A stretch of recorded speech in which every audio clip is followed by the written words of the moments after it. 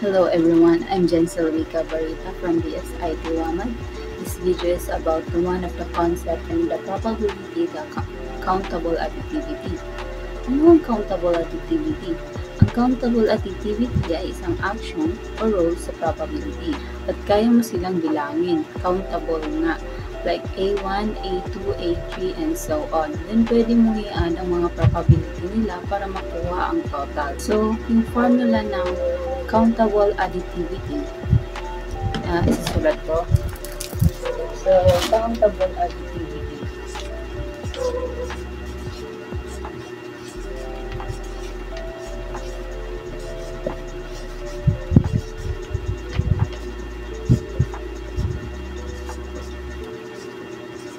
Yung formula ng countable additivity, probability of all a union of all events, I is equal to 1, A, I is equal to probability of all union of all events, I is equal to 1 probability of A, I. So, here's a countable additivity. I have 3 examples in problem solving using the equation of countable additivity infinite. Example number 1 is toss tayo ng coin. Mag-toss tayo ng coin hanggang lumabas ang head. So, the equation is anong probability na lalabas ang head kahit kailan. So, let's define. So, first event natin sa first equation, toss sa head. Tapos yung first event natin,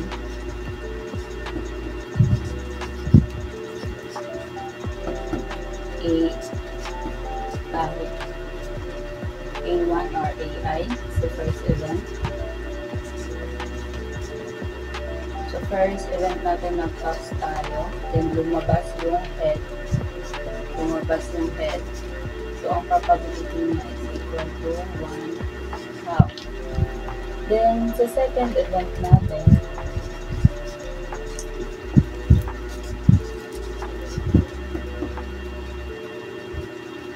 A2, nag-toss tayo.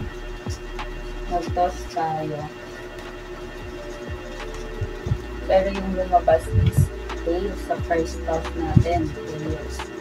Then sa second toss, kasi kailangan natin mag-toss hanggang sa makuha yung head. Kaya dun sa second event, yung unang toss natin is tails. Then magto-toss tayo ulit for head. Toss tayo sa head.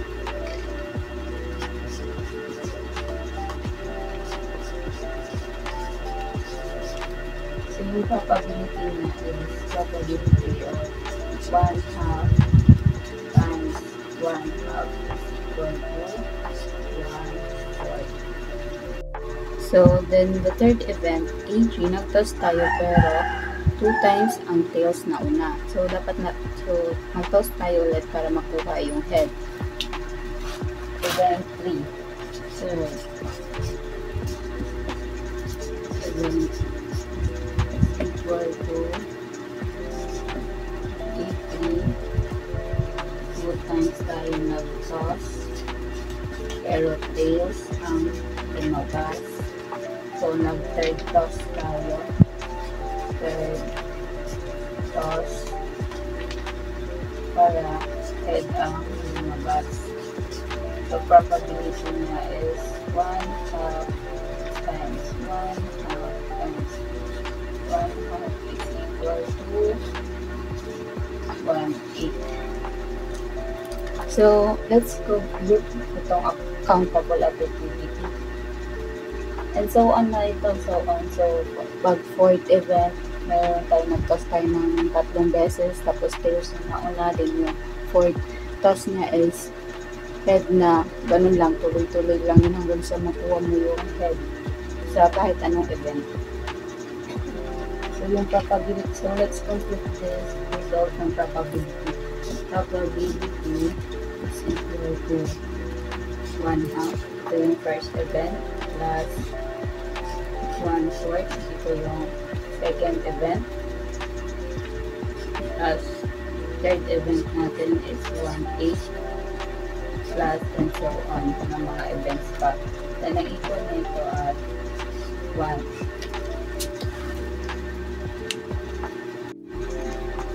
So another example natin ay dice rule. Sample number 2. Nag-roll ka ng dice hanggang lumabas ang number 1. So kapag di lumabas ang number 1 sa unang roll, uulitin mo siya hanggang makuha mo ang number 1. So sa bawat roll, lahat ng numbers na 1 to 6 ay equally likely or fair die. So the question, anong probability na lalabas ang 1 sa kahit anong roll? So let's divine sa example number 2 natin na pag-roll ng dice until makuha natin yung number 1. So, second example is roll dice. Number 1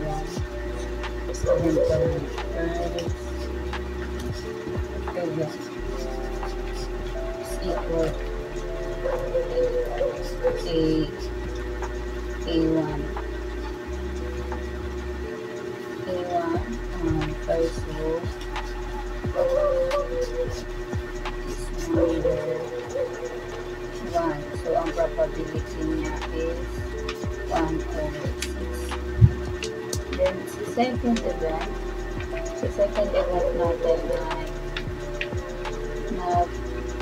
second event natin ay nag-roll tayo, pero yung first roll na ay hindi number 1. So, nag-roll tayo ulit ng second roll. Then, ang lumabas ay number 1. So, ang probability niya is 5/6 times 1/6. So, second event.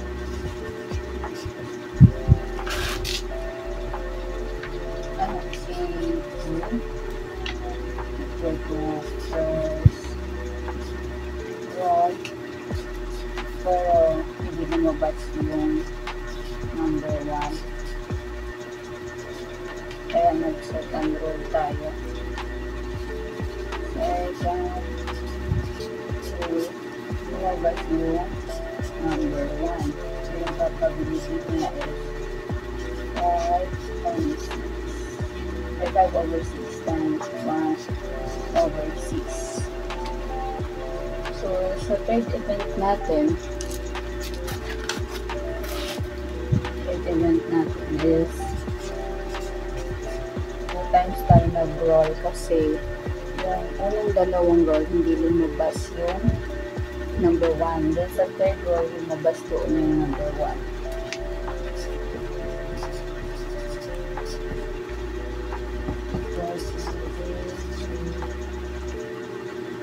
Walang roll sa number 1.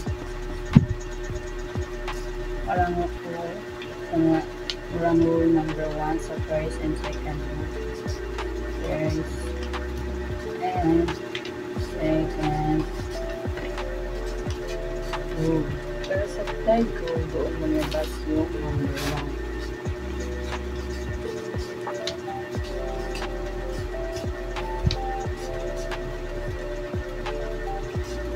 Probability niya is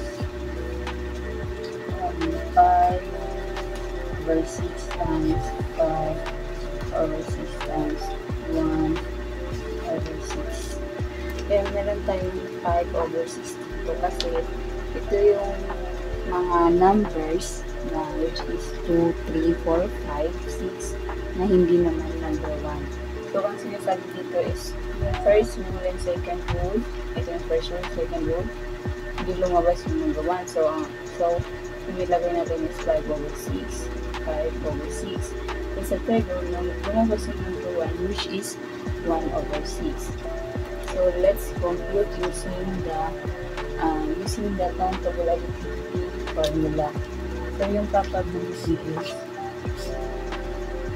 number 1 sa die kahit anong roll.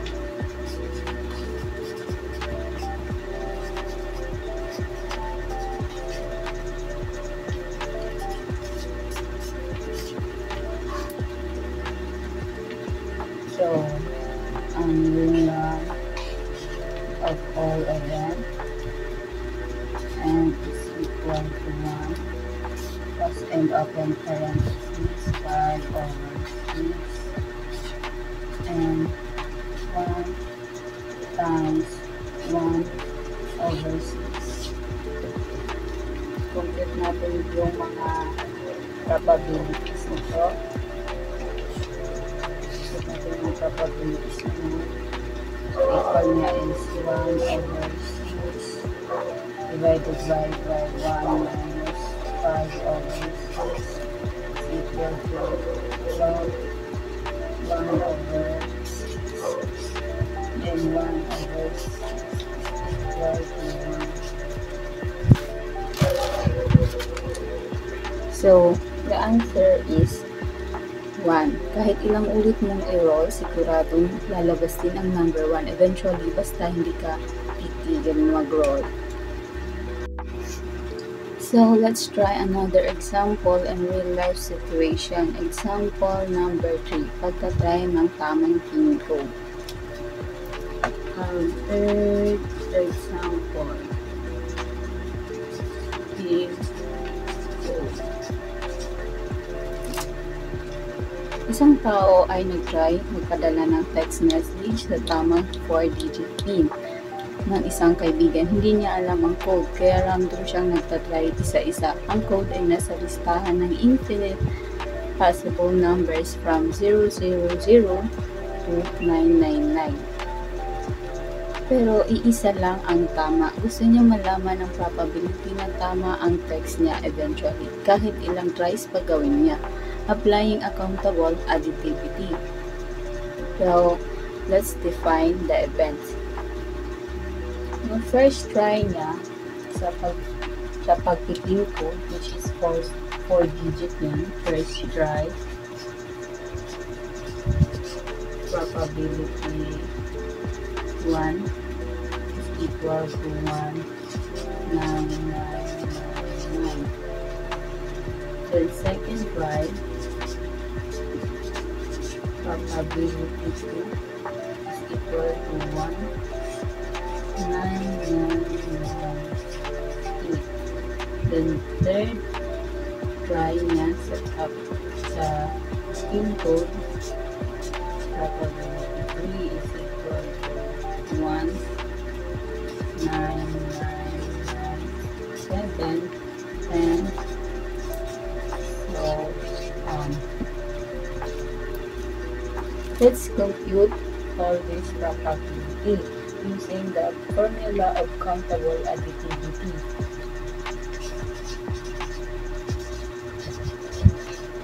Compute. So, probabilities ng correct na PIN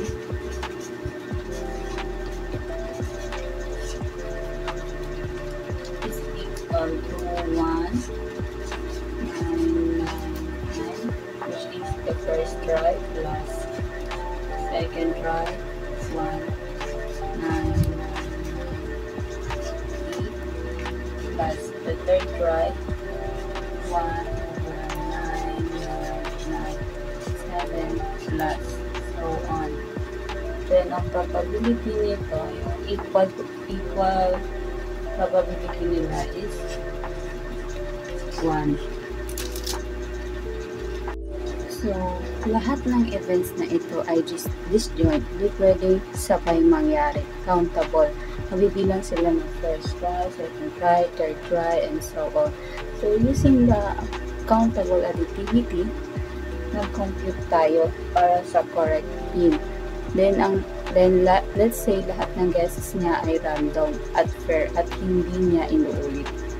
Since he keeps trying and never repeats, the total probability adds up to probability is equal to 1.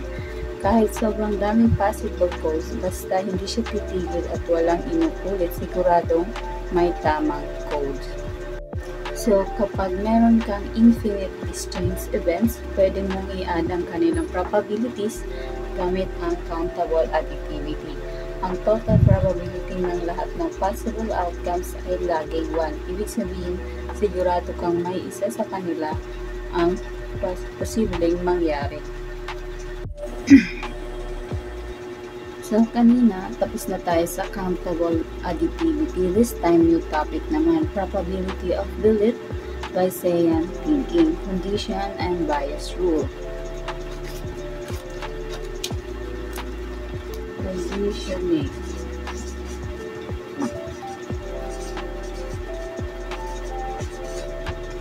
And bias.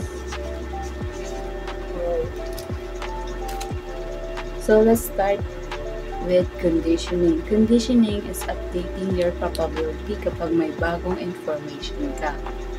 Parang sinasabi mo na, alam ko na si B ang nangyari. So, ano na ngayon ang chance na si A ang totoo? So, the formula ng conditioning,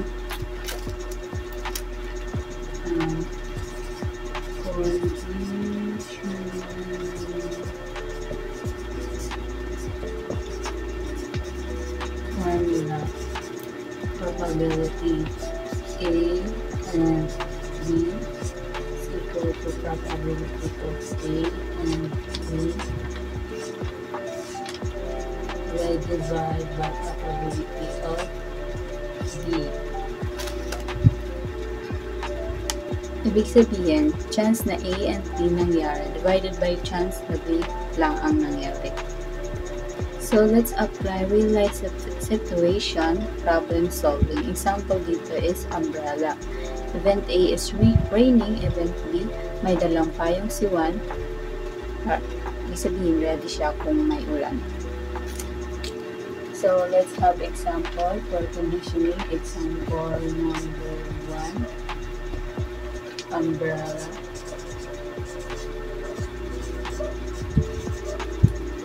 So, yung probability A or yung event A is raining daw. Raining. Yung probability B, si Juan has umbrella.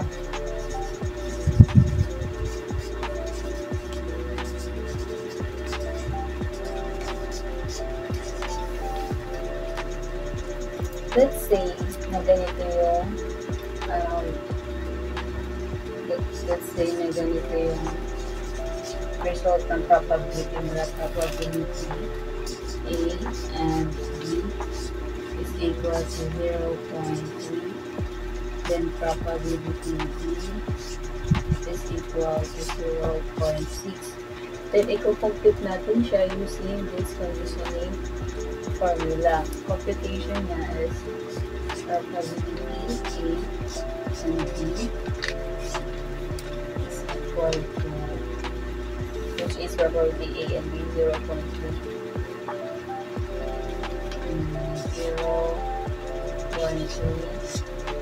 divided by 0.6 is equal to 0.5, which is 50% is raining.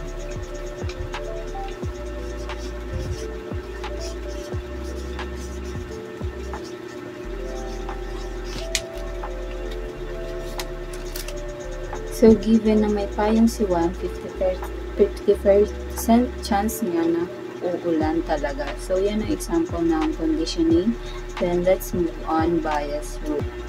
So, what is bias rule? Ito ang ginagamit natin para i-update ang belief natin kapag may bagong ebidensya o informasyon. Here's the bias rule formula. Susulat ko yung bias rule formula niya.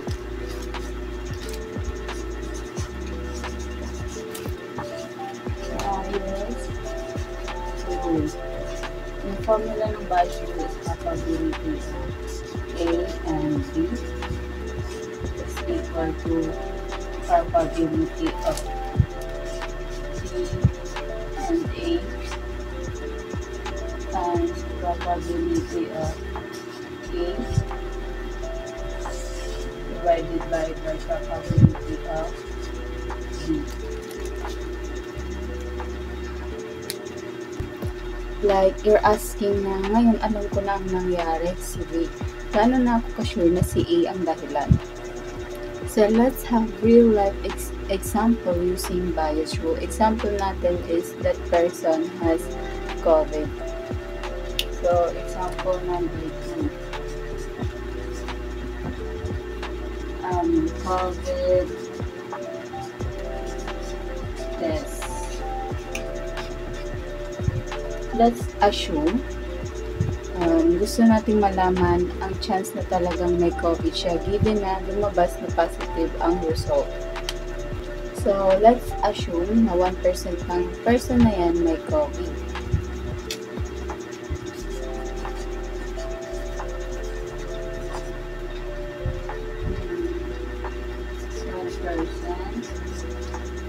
That person has COVID.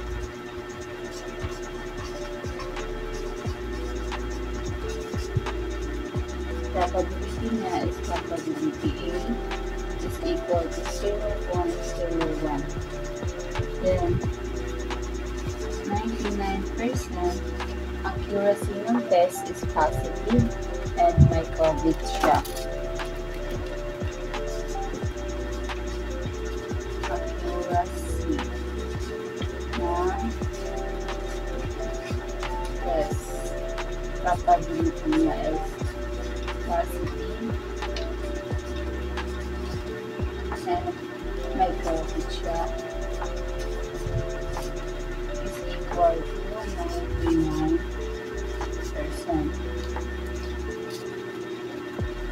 So, yung third naman is 5%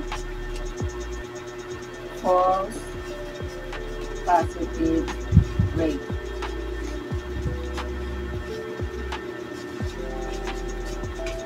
So, probability niya is positive but no COVID. Is equal to 0.05. So, let's compute the result. So, kahit positive. So, let's compute the result using the bias formula.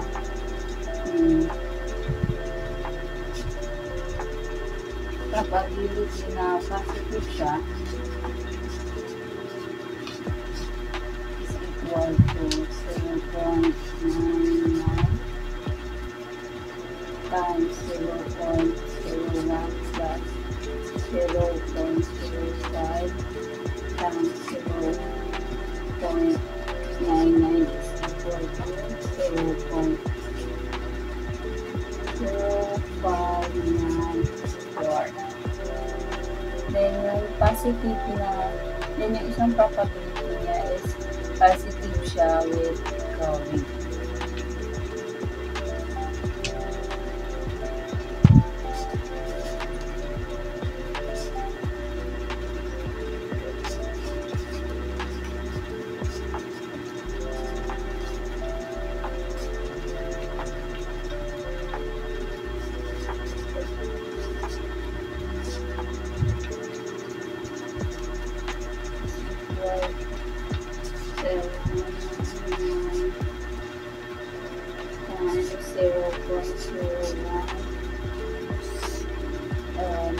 Divided by this probability ng positive 0.0594 is equal to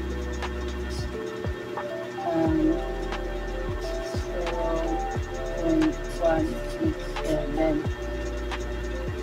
for 16.7% na chance na may COVID talaga siya. So, this is the example of bias rule. So, it says that conditioning tells you how to think when may bagong info or information, and bias rule lets you revise your belief using that info. So, thank you for watching.